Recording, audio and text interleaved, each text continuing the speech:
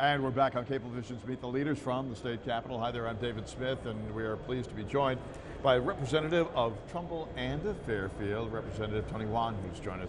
How are you, Tony? I'm wonderful, thank you for having me. Good to have you with us. It's hard to be wonderful when you're sitting there with almost $1 billion for this year and $8 to $10 billion hanging fire in the budget for the next 2 years.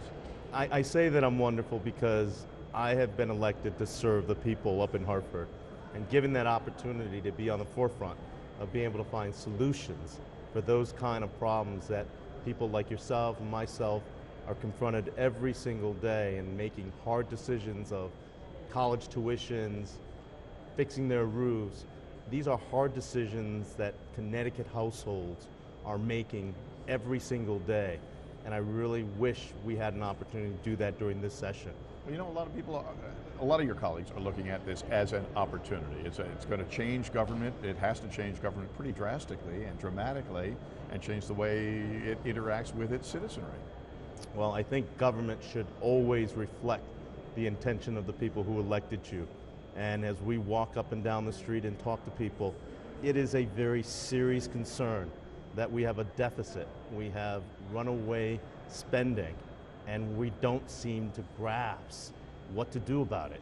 And I think we only need to look inward, look at our families, look at ourselves and say, we're making hard spending cut decisions. We need to do that in the Capitol. Well, now where do you see the compromise? It's got to come down to compromise, there's no question about that. And the Democrats are talking about $3.3 billion in tax or fees or whatever. The Republicans are talking about $3 billion in cuts in services and so forth. How do we get those two together? That's a big gap. It's a huge gap. I think the key is for people to understand that the fundamental system that we have as revenue in this state is altered, maybe permanently. So as a result, we have less revenue coming in. And as a result of that, we need to cut our spending.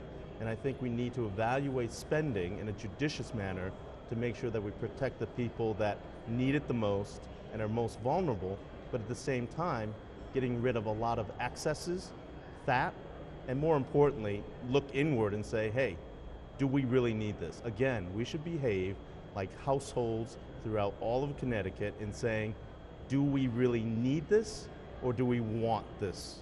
How much tax tolerance is there given, as you say, this incredible state that we are in this year? I will share with you that I agree with my caucus and work with the governor in saying that we can do this without tax increases.